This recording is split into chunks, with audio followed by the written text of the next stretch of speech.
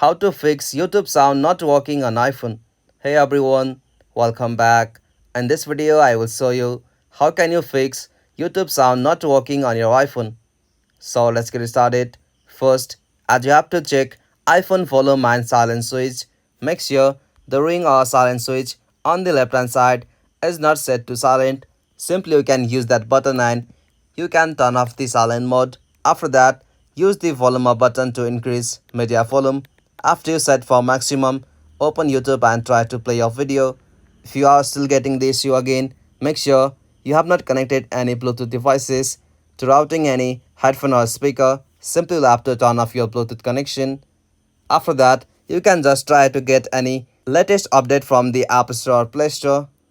At last, you can clear or reinstall app. Simply open settings. From settings, tap on general.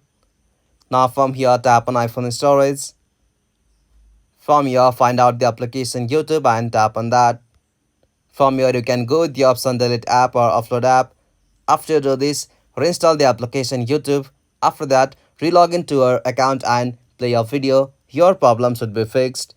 If you found this video helpful, please make sure to like and subscribe for more iPhone fixes like this. Thanks for watching. Have a good day.